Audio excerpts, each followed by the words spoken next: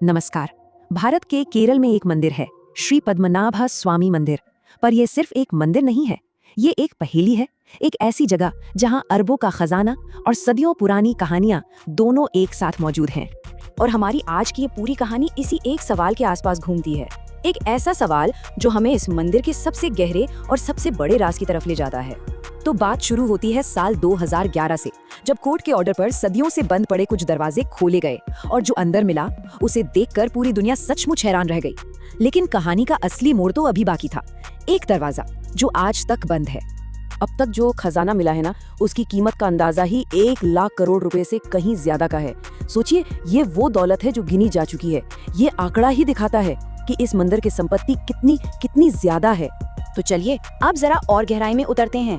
बात करते हैं तहखाना बी की, वो दरवाजा जिसके बारे में न जाने कितनी कहानियां और कितने रहस्य बुने हुए हैं। इस दरवाजे की बनावट देखिए, इस पर कोई ताला नहीं है, कोई बोल्ट या कुंडी तक नहीं है। इसकी हिफाजत कर रहे हैं पत्थर पर बने 2 बड़े बड़े नाग। साफ है कि इसे किसी इंसानी तकनीक से नहीं बल्कि किसी और ही शक्ति से बंद किया गया है। और यही बात इस रहस्य को और भी गहरा बना देती है। कहानियों के मुताबिक इस दरवाजे को नागपाशम नाम के एक बहुत शक्तिशाली मंत्र से सील किया गया है और इसे खोलने के लिए किसी चाबी की नहीं बल्कि एक जवाबी मंत्र, गरुड़ मंत्र के बिल्कुल सटीक उच्चारण की जरूरत है। ऐसा ज्ञान जो कहते हैं आज किसी के पास नहीं है। अब सवाल ये उठता है कि आखिर इतने बड़े खजाने की देखभाल कौन करता था? कौन था इसका जिम्मेदार? इसका जवाब हमें मिलता है त्रावणकोर के शाही परिवार की कहानी में। इस परिवार का मंदिर से जो रिश्ता है वो कोई 100-200 साल नहीं बल्कि सदियों पुराना है। 1750 में राजा मार्तंड वर्मा ने एक ऐसा कदम उठाया जिसकी किसी ने कल्पना भी नहीं की थी। उन्होंने अपना पूरा का पूरा राजपाट भगवान पद्मनाभ के चरणों में समर्पित कर दिया और खुद को उनका सेवक घोषित कर दिया। और ये सिर्फ कोई रस्म नहीं थी, ये उनकी अटूट आस्था का सबूत था जो आज तक कायम है। त्रावणकोर के राजा खुद को कभी राजा मानते ही नहीं थे। वो खुद को कहते थे पद्मनाभ दास, यानी भगवान पद्मनाभ का सेवक। मतलब वो सिर्फ भगवान के एक प्रतिनिधि के तौर पर राजकाज संभाल रहे थे, क्योंकि असली राजा तो खुद भगवान पद्मनाभ ही थे। शाही परिवार की सदस्य अश्वती थिरुनल लक्ष्मीबाई के ये शब्द सुनिए। वो इस रिश्ते को एक ऐसी गुलामी कहती हैं जो डर से नहीं बल्कि प्रेम और भक्ति के रेशमी धागों से बंधी है। और ये भक्ति से बातों में नहीं है, ये उनकी रोजमर्रा की जिंदगी और परंपराओं में दिखती है।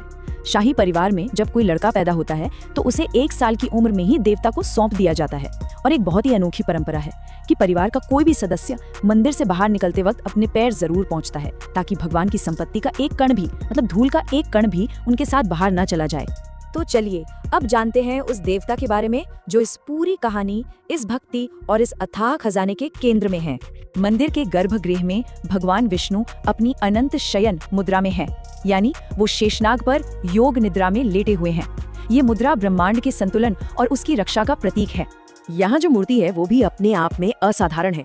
ये कोई छोटी मोटी मूर्ति नहीं बल्कि 18 फीट लंबी विशाल प्रतिमा है। इसे 12,008 पवित्र शालिग्राम पत्थरों से बनाया गया है, जिन्हें खास तौर से नेपाल की गंडकी नदी से लाया गया था। और ये इतनी विशाल है कि इसके दर्शन एक दरवाजे से हो ही नहीं सकते। आपको 3 अलग अलग दरवाजों से उनके सिर, धड़ और चरणों के दर्शन करने पड़ते हैं। ये सिर्फ एक मूर्ति नहीं है, ये तो जैसे पूरे ब्रह्मांड का एक नक्शा है। भगवान विष्णु की नाभि से एक कमल निकल रहा है और उस पर सृष्टि के रचयिता ब्रह्मा जी बैठे हैं। ये सीधा सीधा जीवन और मृत्यु के चक्र को दिखाता है। अच्छा, देवता और उनके सेवकों की कहानी तो हमने जान ली। आइए अब उस शानदार इमारत को देखते हैं जो इन सबका घर है, यानी खुद ये मंदिर। इस मंदिर की वास्तुकला यानी इसका आर्किटेक्चर 2 बहुत ही खूबसूरत शैलियों का एक अनोखा संगम है। इसमें एक तरफ तो केरल की पारंपरिक ढलान वाली लकड़ी की छतें दिखती हैं, तो दूसरी तरफ तमिलनाडु की द्रविड़ शैली के ऊंचे ऊंचे पत्थर के गोपुरम भी नजर आते हैं। और इसकी बनावट में इंजीनियरिंग के ऐसे ऐसे कमाल छिपे हैं कि आप दंग रह जाएंगे। इसका 100 फुट ऊंचा गोपुरम सिर्फ एक गेटवे नहीं है, ये एक एस्ट्रोनॉमिकल कैलेंडर की तरह काम करता है। साल में 2 दिन, जब दिन और रात बराबर होते हैं, तब ढलता हुआ सूरज इसकी खिड़कियों से एकदम सीध में होता है। यहाँ एक लंबा गलियारा है जिसमें ठीक 365 और चौथाई नक्काशीदार खंबे हैं जो 1 साल के दिनों को दिखाते हैं। और सबसे हैरान करने वाली बात, ये पूरा ढांचा बिना किसी सीमेंट के सिर्फ पत्थरों को आपस में फंसाकर यानी इंटरलॉकिंग तकनीक से बनाया गया है। तो चलिए अब आगे बढ़ते हैं और ये देखते हैं कि ये मंदिर सिर्फ इतिहास का एक पन्ना नहीं बल्कि आज भी एक जीती जागती परंपरा और एक अनसुलझा रहस्य कैसे बना हुआ है।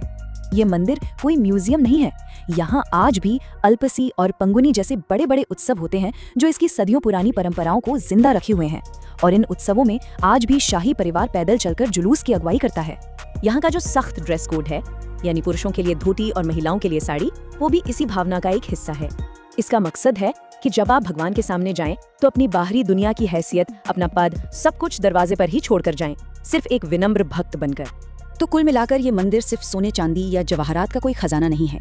ये असल में आस्था की एक कहानी है जिसे पत्थरों में तराशा गया है। ये एक जीती जागती परंपरा है जो सदियों से बिना रुके चली आ रही है। और यही बात हमें आखिरी सवाल पर लाके खड़ा कर देती है कि इस मंदिर का असली खजाना क्या है।